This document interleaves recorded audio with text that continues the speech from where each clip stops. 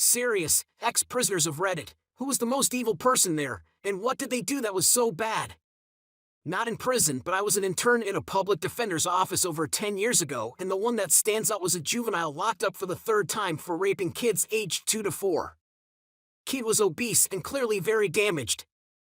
This was a juvenile detention center that was often used as a babysitter by crackhead moms, accused the kid of a crime and get them locked up for the weekend so they could go on a bender. He was serving a sentence. I was warned going in there that he could turn violent at the drop of a hat, and the attorney was nervous about bringing a young female in, but I insisted. Kid looks me straight in the eye and says, "Don't let me out. I will do it again. I can't stop." He was hunched over, dead eyes, and completely serious. There was also this dude in his 40s, this was when I was at the county jail, before being shipped off to state prison, who was a janitor at an elementary school. He was weird with a giant Star of David tattoo on his back and blonde highlights in his longish bowl-cut black hair. He sodomized 2 girls, 9 and 11, with a broom handle.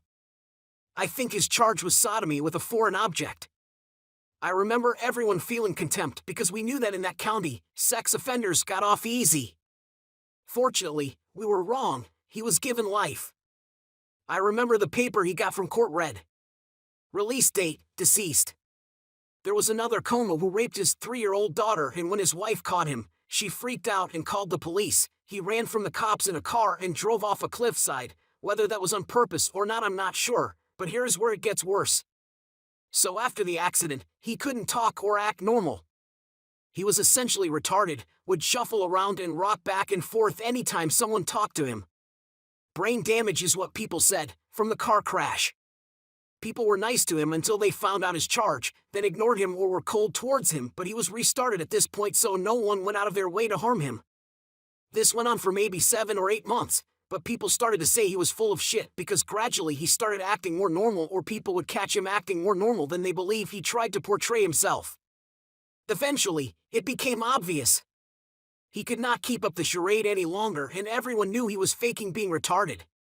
People started fucking with him and tormenting him, people pissing on his laundry bag, trustees banging their brooms on the side of his cell wall to make him start going crazy and crying. He had a single cell in the corner. He was still trying to act like he was restarted but was slipping up and slacking at times, and it became obvious he was full of shit. The worst part is that he only got 4 years. For fucking year for raping his daughter. I got 6 years for robbing someone of their drugs. Anyways, when he got to state prison after being shipped from the county jail, he got beat real fucking bad. Word travels in the system. I think he spent the remainder of his time in isolation. Even the guards hated him and knew he was bullshitting.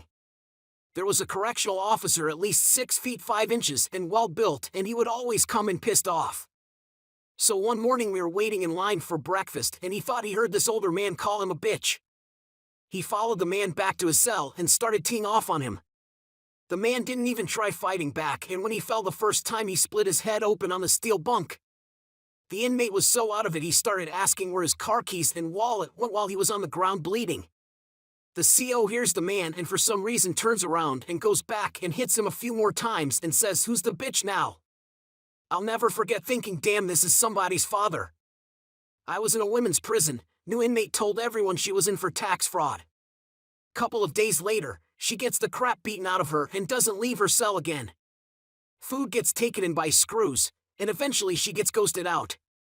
Turns out she was at our side, and both her husband and son were in the male side for running a child porn ring. Those guys have been put straight in the VP wing, but most female prisons don't have enough sex offenders to have one. It was one of the screws who told some of the inmates why she was in. They wanted her to be taught a lesson. The offenses were awful. She was fully part of it and was responsible for acquiring a lot of the victims as she was trusted by people.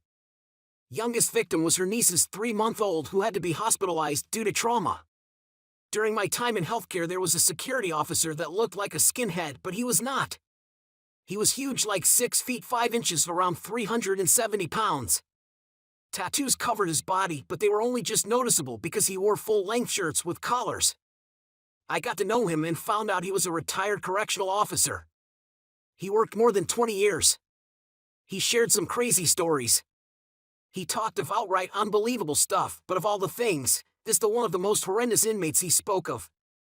He was a corrections officer in Texas and was over the death row inmates. He said this one was there for kidnapping a mother and her 2 daughters. After raping and killing them, he drove them out to the desert to drop their bodies off. One of the girls somehow survived and made it back to the road where a trucker found her.